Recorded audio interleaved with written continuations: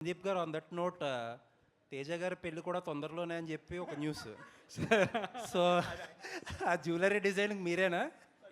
ఏంటి సార్ ఏంటి సార్ ఏంటి చెప్పేమంటారు అందరికి? ఏంటది మీరు అనౌన్స్ చేస్తారా? ఊరుకోండి సార్, మీరు భలేవారే, నన్ను ఇరికిచ్చేలా ఉన్నారు దీనికోసం.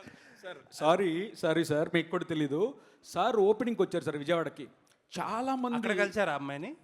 లేదు సార్, చాలా మంది నాకు తేజ గారు తెలిసేమని. అంతమంది అమ్మాయిలా? సార్ మీరు నమ్మండి, నేను విజ్ఞాన్ వడ్లమూడిలో చదువుకున్నాను. సార్కి సార్ పెళ్లి చేసుకునే ఇంట్రెస్ట్ ఉందా, వాళ్ళ పేరెంట్స్ నెంబర్ ఇస్తారా, సార్ నెంబర్ వద్దని చెప్పి నన్ను చాలామంది అడిగారు సార్. తొందర నీకు కూడా చెప్పాను, గుర్తుందో లేదో, అమర్ గారికి చెప్పాను సార్. సార్ ఇది నా పెళ్లి డిస్కషన్ కాదు, ఇది ఇది ఏదో ఒక స్వయంవరం కాదు సార్. అసలు మీ ఇప్పుడు కామనర్స్, మిడిల్ క్లాస్ పిల్లలకి ఏం చేస్తారనేది క్లారిటీ వచ్చేసింది. మీరు కూడా పెళ్లి చేసుకోబోతున్నారు కదా, అసలు ఏంటి అసలు మీ పెళ్లికి ఏం చేస్తారా? ఫస్ట్ నేను పెళ్లి చేసుకోబోతున్నాను మీకు చెప్పలేదు, బట్ ఒకవేళ చేసుకుంటే డెఫినెట్గా నాకేం మొహమాటం లేదు సార్. సిల్వర్ జ్యువెలరీ వేసుకోవడంలో అంత అద్భుతంగా ఉంటే దాంట్లో ఏముంది, I will be more than happy.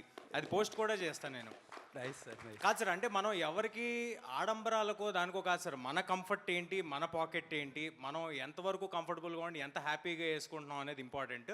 Silver ఏం తక్కువ విషయం కాదు.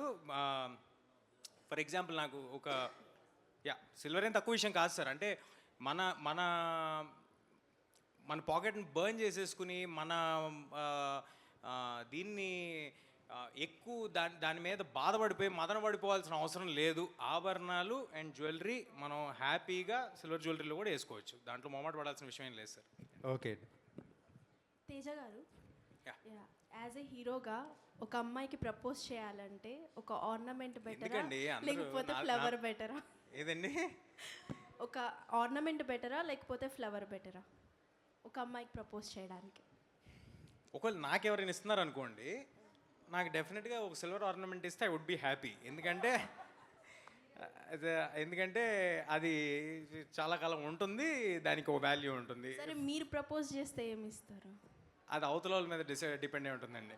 ఫస్ట్ ఇచ్చారని చెప్పండి, ఏమి ఇచ్చారో చెప్పండి.